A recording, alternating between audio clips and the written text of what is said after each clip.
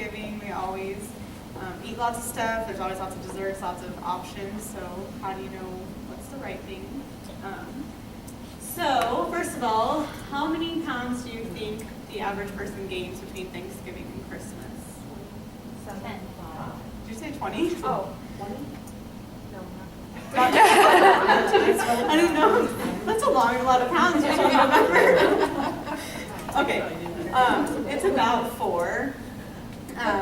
Most people gain between like 1 and 2, but then there's, I say like 50% gain between like 1 and 2, and like 50% gain a little bit more, like 3, 4. The problem with holiday weight gain is that we always say that we're going to lose it, and we don't necessarily ever lose it. So then year after year, it just continues to add up. So if you think about 4 pounds per holiday season, year 2, if you gain 4 more pounds per holiday season, that's 8 pounds that you gain during your holiday season. So it's really important to kind of make healthy choices and try to lower it to like, maybe 1 pound of weight gain or 2 pounds, so it's easy to, exercise and keep that in control. So it is possible to enjoy the holidays without splurging or throwing it out the window saying that you don't really care and you're going to eat whatever you want. So I'm going to talk about some healthy choices. So we're going to play the What's Your Holiday Food IQ. So I'm going to make you guys participate. I know you're going to love it. I'm going to give you some pictures of foods, and then you're going to guess which one is naughty or which one is nice, or which one you should sip or which one you should not sip if it's a drink. So first of all, 2 things I always think about during the holidays are don't deny yourself. If you only eat fudge every year at on Christmas Day, you don't need to not eat it. You can still have like a little bit of fudge, a little bit of cookies. It's just the portions that matter the most.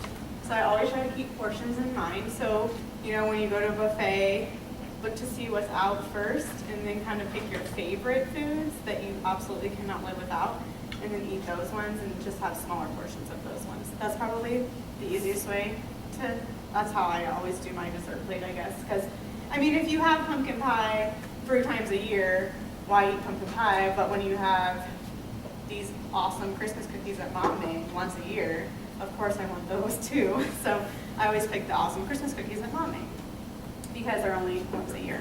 So always go for your favorites and pay attention to portions. So the first one is a drink. So is regular eggnog better or hot chocolate with marshmallows? Hot chocolate. Yes. So you're right. So eggnog is a calorie, it's got a lot of calories in it.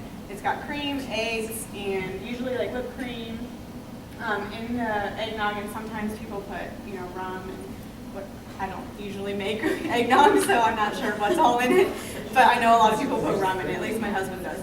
And he says he loves it, but it is a calorie puncher. So about 340 calories. Hot chocolate can also be bad. You have to really watch the Scooter's hot chocolate or Starbucks, because they'll make it with whole milk, and it'll be 300 or 400 calories after they put in the whole milk and the whipped cream on top.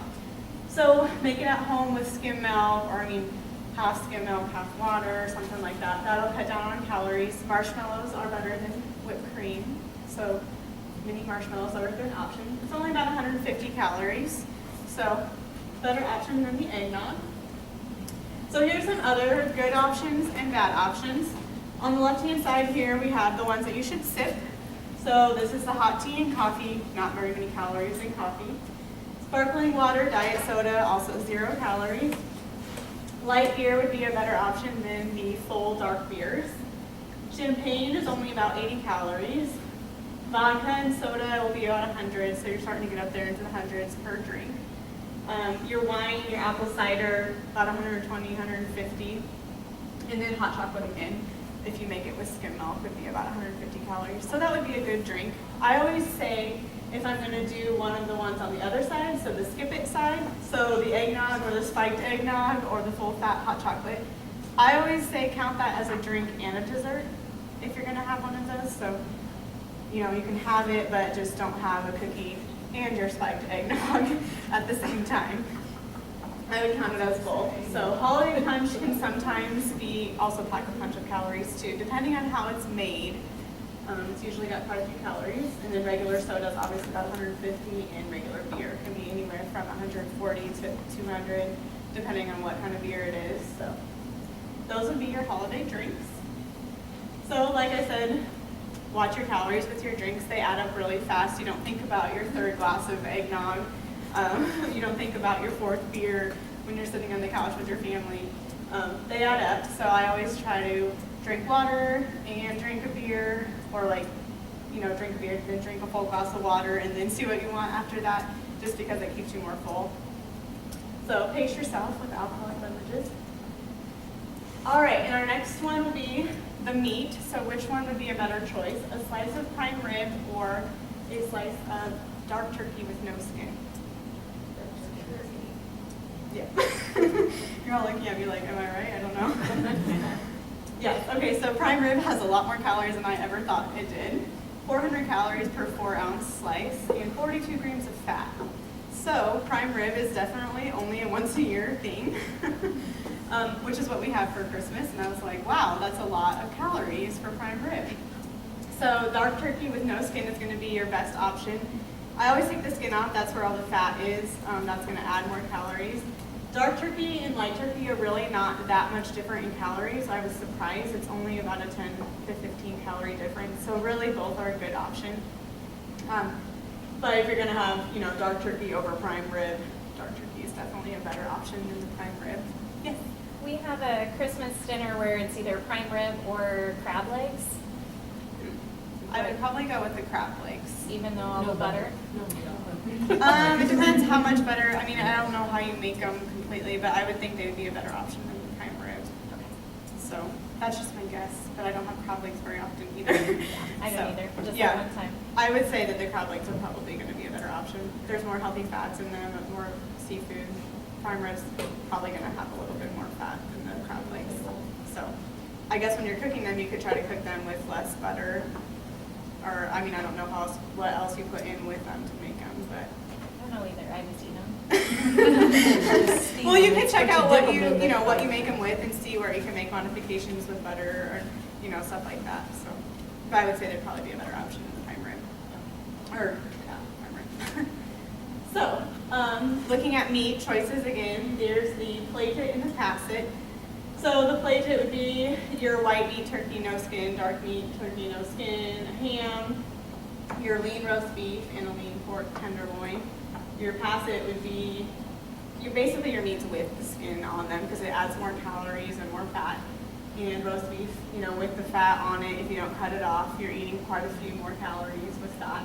And then the prime rib again is on there, on the passet. So that would be your meat choices. All right, let's talk about sides. Mashed potatoes versus sweet potato casserole. Which one is better? Mashed potatoes? Is that what everyone thinks? You're shaking your head. Can we still have sugar and marshmallows? Everything else? Basically, that's what I'm talking about, the sugar, the marshmallows on top of the sweet potato casserole. Okay, so the mashed potatoes are a better option than sweet potato casserole. A better option for sweet potatoes would be roasted sweet potatoes because they would not have the marshmallows and the sugar on top, which I know is what everyone likes, right? Yeah, there's about 50 calories, 120 calories for mashed potatoes. Mashed potatoes you can get in trouble with the gravy. You do have to, keep the gravy to a minimum. I would only put a couple tablespoons on.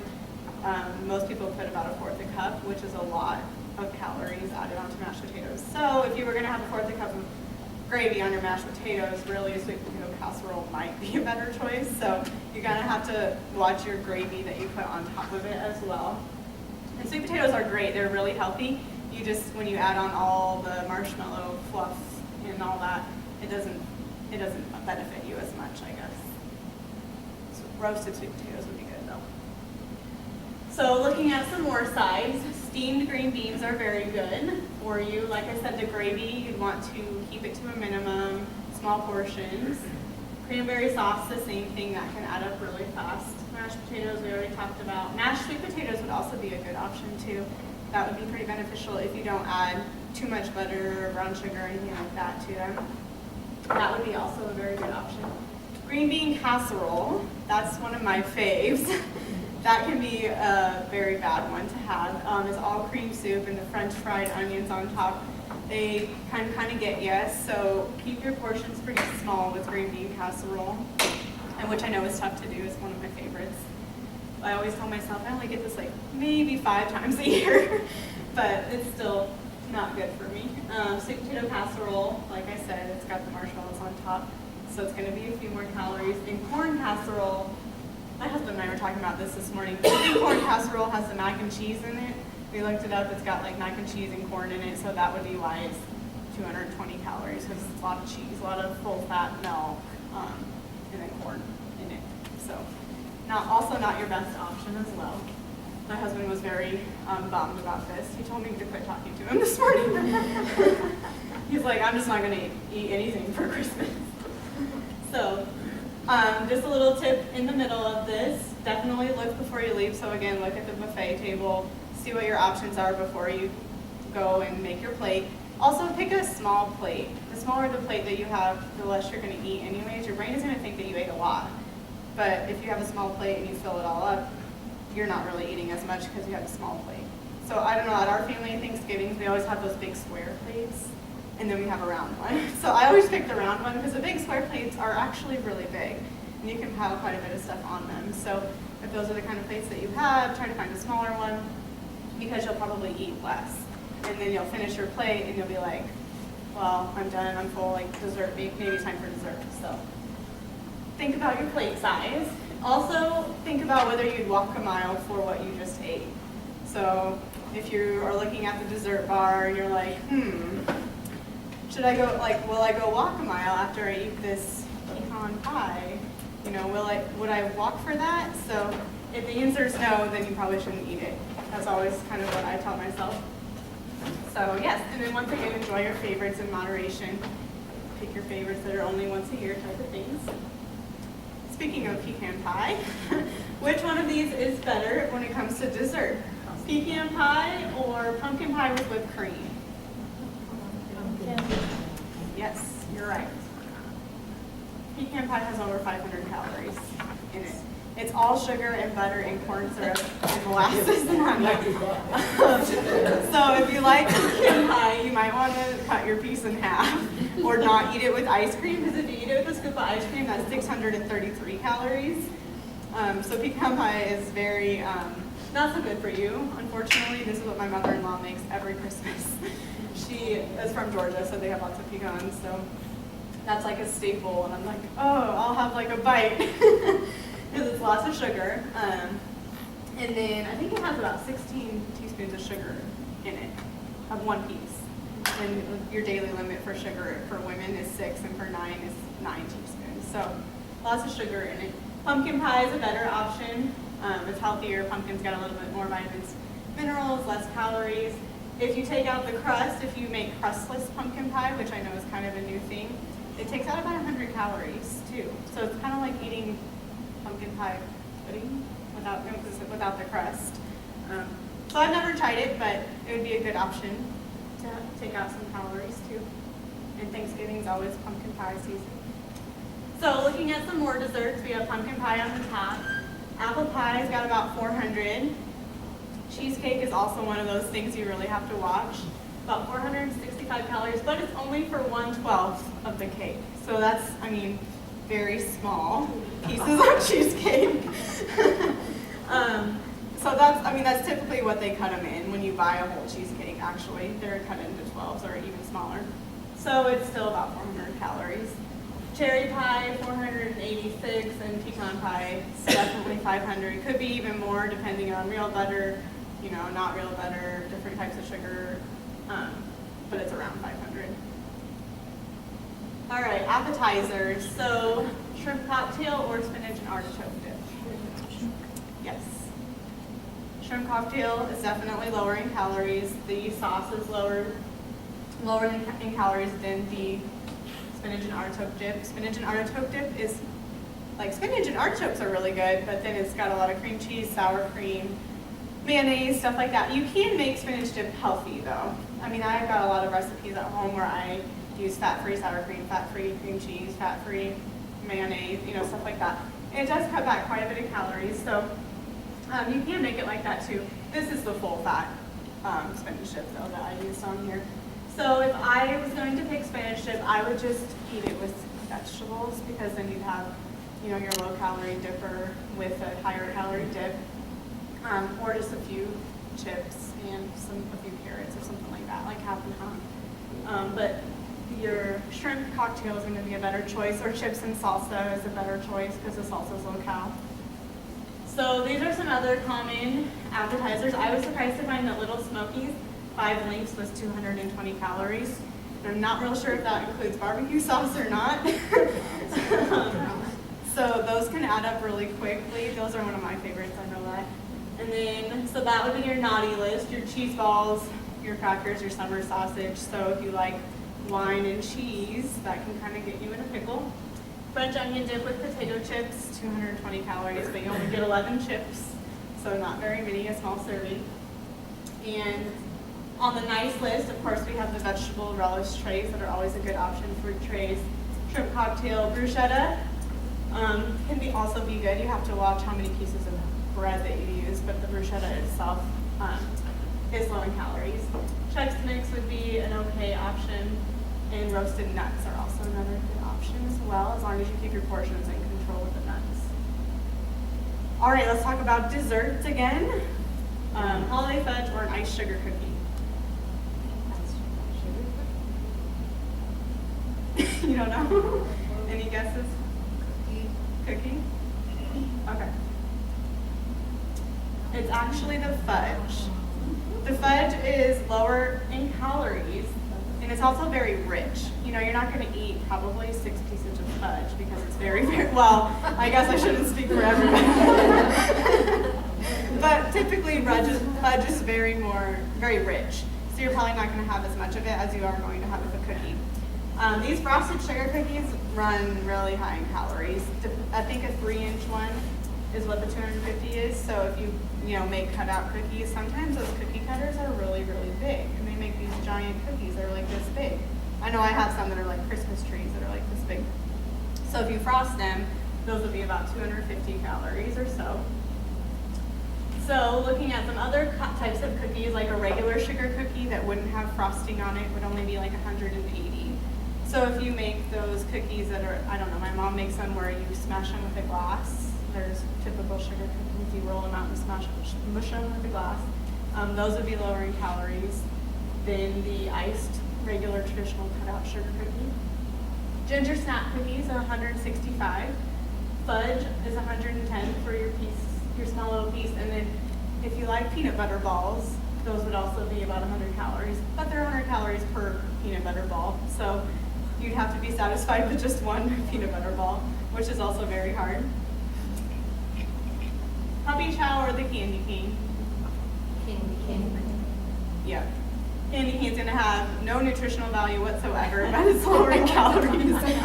It's only sugar, it's all sugar, but it's lower in calories than the puppy chow. And actually puppy chow doesn't have as much sugar in it as I thought that it did. I looked it up and it was only like 8 grams per like half a cup, which is a lot better than some of the chocolate peanut butter balls and fudge and stuff like that. So it actually could be a healthy option if you just had a small portion of it.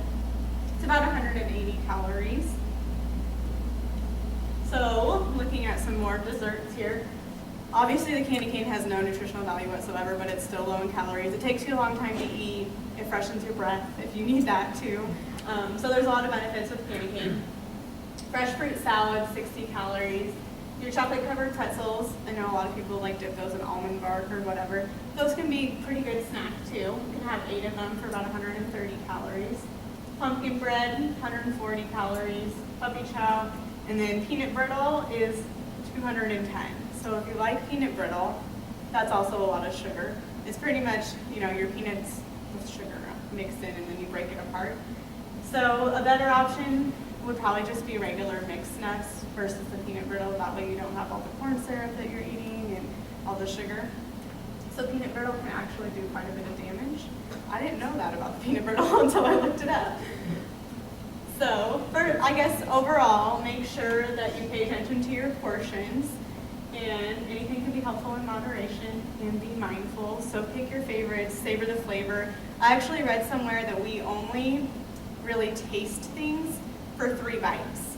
So you really only need a small portion because after that you're kind of just eating it.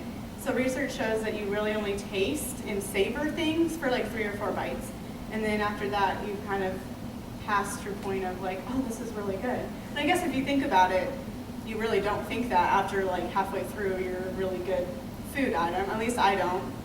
I was surprised, but then, you know, once I thought about it, I was like, yeah, that's probably true. So if you get small portions, you know, you're getting a little bit of that taste, but not necessarily all the calories. So that's about it. Does anybody have any questions?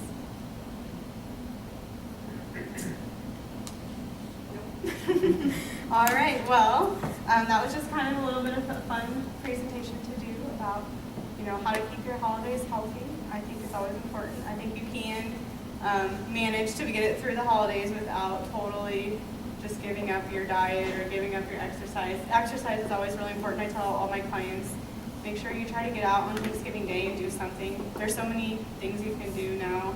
Usually the weather's halfway decent on Thanksgiving at least. So you can do that. I always try to go on a bike ride, go on a walk. So I know it's not like your typical Thanksgiving tradition. Or I like just talk my aunts into going on a walk after Thanksgiving, and it's been like 25 years that I've been talking them into that. So yeah, just trying to get out there and be healthy. And remember that, you know, Christmas is only one day. Christmas Eve is only one day. It doesn't have to be throughout the whole month of December that you totally give it up. I know it's hard, but you can wash your portions, keep small portions, stuff like that. So, yeah. What is a good option for baking? Because I do like the cookie exchange with other people, so we get all sorts of bad stuff. But like, what would be a good option that's still fun to make that isn't so high in calories? Like the pretzels that are like dipped in almond bark, those are always really good. I try to avoid peanut butter balls because those are pretty high in calories. There are some really good cookie recipes that aren't necessarily terrible. Like you can do like a whole wheat, half whole wheat sugar cookie, and they actually taste pretty good and they're not too many calories. So I always make something like that. Off the top of my head, like there's a couple different things you can make with pretzels. I know that those are always a good option. I have to think about that more. I can't think of anything off the top of my head that I'm, probably because I haven't baked anything yet for the holidays, so it's not like popping up to me. But I know there are some other things you can do besides like frosted sugar cookies and stuff like that. Because my mom makes a lot of just like pretzel things that are just like little bite-sized things, you know? So I'll have to think about that. I'll let you know before I leave if I think of anything. So, all right. Is that everything? I don't think I took the whole time. Sorry.